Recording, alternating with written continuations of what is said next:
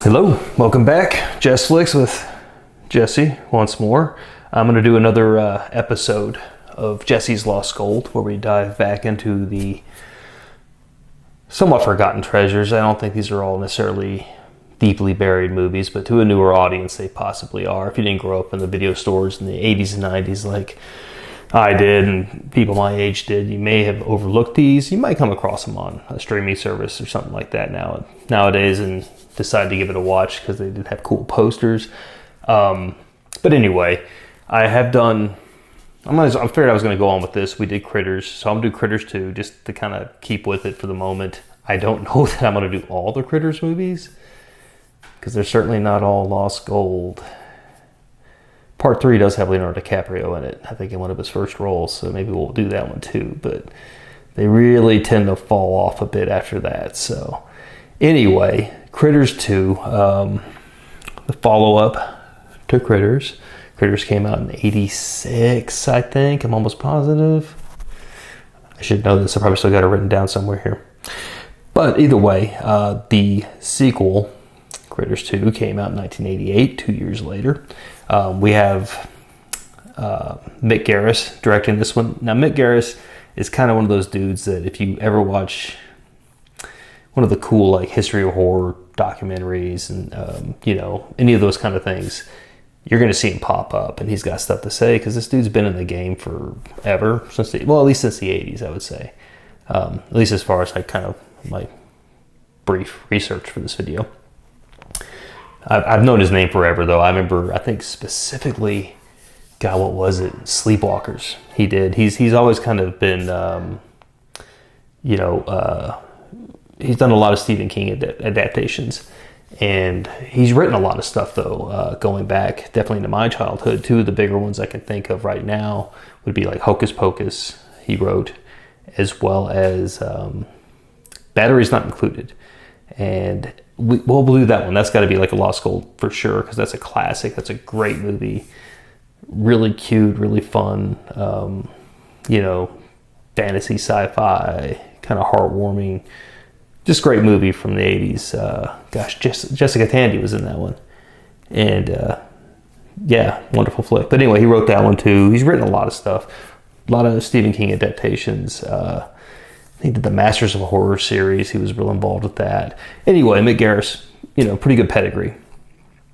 We have a lot of returning characters. We have Charlie is back. He's a little older now, of course. Brad. Charlie is his friend who went off with the bounty hunters at the end. He is also back, though, the ex-drunk who became a bounty hunter with Ugg. The main bounty hunter, I'll say, the one who had the face, who got Johnny Steele's face. And Lee, who was faceless, kept changing faces, and that becomes kind of a fun thing in this movie. I'll get to that in a little bit here. This one just kind of picks up. Brad and his family have moved away from Grover's Bend. He comes back to visit his grandmother. I believe it's on Easter, which is fun. That's like a different setting or time frame for, I guess, a horror movie. I can't think of many that are set around Easter. I know there's some. Drop it in the comments below if you know. So he comes back. And, of course, as he comes back, the critters pop up again, right? But it's fun how they do it.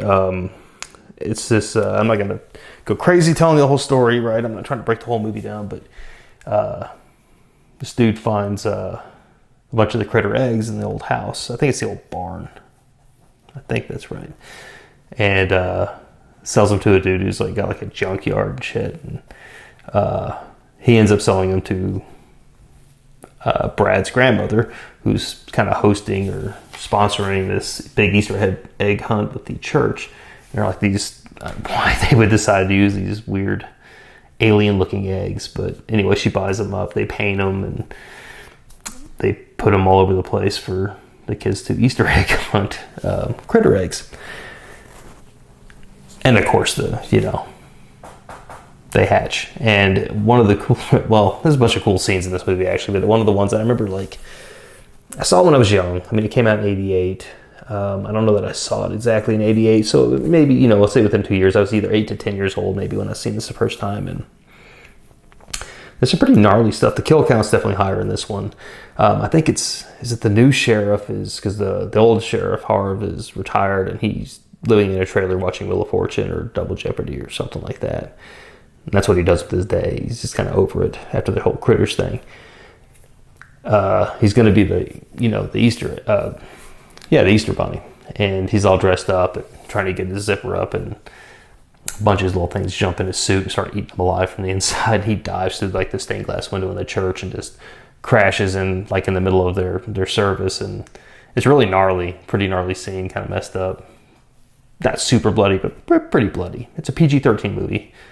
So they definitely, I'd say in some respects, they kind of pushed that a bit. I love the 80s for that. Those PG-13 movies in the 80s had some balls, and I loved it. Movie gets going though, man. And it's fun because this is definitely what you want from a sequel. You know, the original was isolated for the most part at the farmhouse, especially with the critter stuff. The bounty hunters went into town, of course, and things like that. But this one, the critters straight up just come into town and start wrecking shop, and it's just nuts. You know, it's a lot of fun. There's a lot of fun stuff they do. And the town has to come together, and it's really cool like that. I won't say, grew up in a small town. I partially grew up in a small town. I would go back to visit often, and in the country, and it was fun. I always like movies like this that had that small town kind of vibe, where you really did pretty much know everybody. Stuff went down. I could see things like that shaking out. Like you're all gathered together in the church trying to fight off these little fur balls, they're trying to eat everybody. So the movie's fun though. It's a blast. Never boring. They really do a lot of fun bits with the critters themselves. There's when they take over the town, them like in the fast food restaurant, and they're just eating everything. One falls in a deep fryer, which is pretty horrible, but it's just kind of funny because its hair all gets burned off. So it's a funny play too with Brad's grandmother's a vegetarian, so it's just like this whole like the meat eaters and the vegetarians, you meat eaters and picking on people, and it's a blast. It's a blast. We get some funny moments too. Lynn Shay, she's like this old lady. Well, she always plays an old lady, even when I think she wasn't old. But she worked, I think, at the newspaper with the girl that Brad likes. Father, I don't think she was her mother. I'm getting confused. But anyway, that is Robert Shea, who was like the head of New Line Cinema forever. She's been in everything. You'll know her if you see her. When you see her, you're going to be like, oh, that's the chick from, God, was she in everything. I always think of Kingpin, like as the gross landlord lady, but she always pops up. I know she's been in some of the Nightmare on Elm Streets. I'm almost positive, which is funny too, because Lee, the second bounty hunter that always has trouble finding his shape, there's a point when it sees a Freddy Krueger cutout and starts morphing, and Charlie's like, oh, hell no, and previously had found a Playboy, and this is one of the funny parts too that I had to bring up because it's always stuck with me, of course, is that's the first form it takes. It finds a Playboy and sees the centerfold and turns into this playmate whose boobs are so big it rips open. It's just, we're getting like, okay, PG-13, full like screen, tit shot in this, ridiculously over the top. So Jack, if you're watching this, check it out. Thank me later. Not super, in bad taste. It's just funny. Even the part like there's a staple because it's a centerfold, so like they actually have to pull a staple out of the stomach and stuff. It's pretty funny. But anyway, so the part when he's going to turn into Freddy Krueger, Charlie busts out he kept the Playboy, of course, and puts it up in front of the Freddy Krueger thing to keep him the playmate. But there's some pretty gnarly moments in this. People get eaten pretty, compared to the original, pretty gruesomely. And we get the critter ball, which is like the greatest thing ever. The critter ball. So the critters always turn into little balls and roll around, which is really funny. But there's a point in this movie where they lure them into like a meat processing plant, and they're going to blow it up. And they do. And you're like, oh, we won. And then out of nowhere, this gigantic, with all the critters that came together to make this giant ball, it just basically mouse that are rolling around. They just roll over anything and eat it. And they do it. A couple, they run over a dude, and it's just like his body's laying there. It's not just, it's like a bloody skeleton and a head, and he's twitching, and it's like, hell yeah, you know, good stuff. Again, yeah, this is probably the definition of lost gold for me. This is a lot of fun. It's one I still watch. I've got it. I think I bought it on Amazon.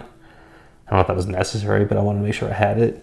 I always get a kick out of it, man. This is like, you know, we go from Alien to Aliens. This is the same kind of idea. It's like you doing a sequel right. You know, you got to up the things. You got to up the ante a bit. And they most certainly did. This is a really fun flick. Really fun characters, too. Like, God, what was the dude's name? I think it's like Wesley or something. He's like this douchebag, you know, local. I think he's actually the one who finds the critter eggs. And he likes the girl that Brad likes and all this and that. And you know, he's a lot of fun. By the end, you end up liking him by the end. Dude comes around. I love movies like that when, you know, you're like, oh, the asshole turned out to be not so bad. But they're just fun characters. Like, it's very defined. You don't lose a lot of people in the background in this. And it's a pretty decent size, like, ensemble. So, anyway, without dragging it out, Critters 2, definitely check it out. Lots of fun. If you like the original, you might even like this one more. There's a lot of fun to be had here. They really, like I said, they up the just the adrenaline in this one. They really pump it up. They make it a lot more fun. The pacing's great, and the effects are fantastic. I always liked the critter puppets. The original, they were fine. They were great. This one, I think they're even much better. They've made some big steps in what they did with them and stuff like that. And again, the set pieces they have are a lot of fun. So, if you haven't already, definitely check it out. If you have seen it, let me know in the comments below what you think. If you think I gave a fair critique, I'm not really a critic, but my review, do you know, like it, think I'm an idiot, whatever, you know. Also, as always, leave recommendations for potential lost gold candidates. I've got another one coming pretty quick here, another great flick that I think is criminally underrated, so we'll get to that one before too long. But until next time, if you haven't already, please like the video, subscribe to the channel, hit the notification bell, and take care.